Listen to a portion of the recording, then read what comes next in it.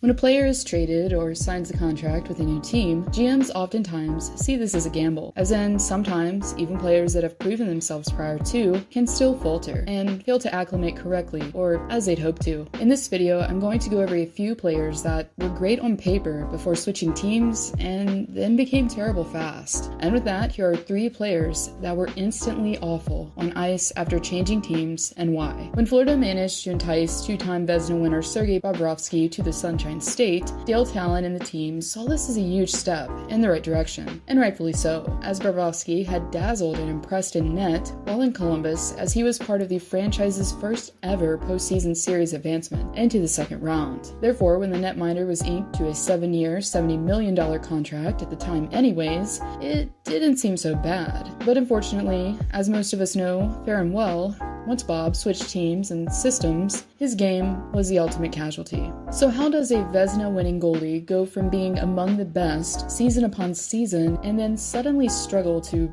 remain competitive statistically? A major contributor, in my opinion, is the contrast of the two systems in Columbus and Florida. As Columbus, as we witnessed last postseason, is very good at playing a solidly defensive game and holding off the opposition. And more often than not, when goaltenders play behind a more structured team, their numbers appear to be more elite. A fine example of this would be Robin Lehner's career year he had on Long Island. As a goaltender, went from having a .908 save percentage in Buffalo and a 3.01 goals against average to a .930 save percentage and a 2.13 goals against average. While comparing these numbers with Bob's Vezina season in 2016-17, they're almost close to identical. Another indicator is the two teams' differences in penalty kill. In other words, how good you are at keeping the puck out of your end while undermanned. As you'll see, the styles the two teams play seem to line up with the stats as well. Therefore, while I'm sure this isn't the entire reason, and his game could definitely improve, the benchmark numbers of his past compared with a lucrative contract have made Bob's play possibly seem more terrible than it's really been.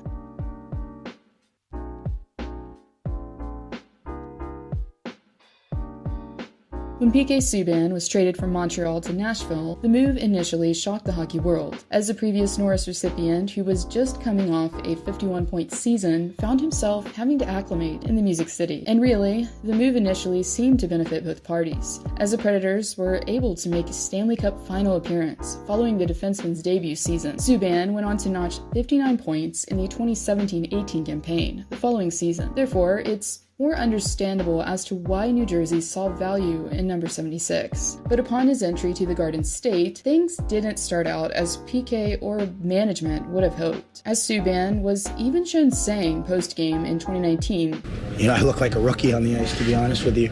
If you take a look at Subban's career stats, you'll notice a reoccurring theme: turnovers. And no matter where or which team the defenseman was on, he's had a knack for turning the puck over to the opposition, which is why Montreal and Nashville seemingly benefited his game, in my opinion. If you have a solid goalie in Carey Price or Pekka Rinne behind you, you're naturally going to feel more comfortable going up into the play and taking risks. Also, the Predators are another defensively sound team. Maybe not what they were then, but still, with Roman Josi, Ryan Ellis, and Matthias Ekholm also on the roster, it most likely added to the comfort and allowed Subban to play more of his usual style, which is mostly offense first. So when he made the transition to the Devils, who, respectively, could have used more help in net and on the blue line last season, his numbers dropped, as he recorded 18 points in 68 games played. But every now and then, he's still able to make a Subban-like play.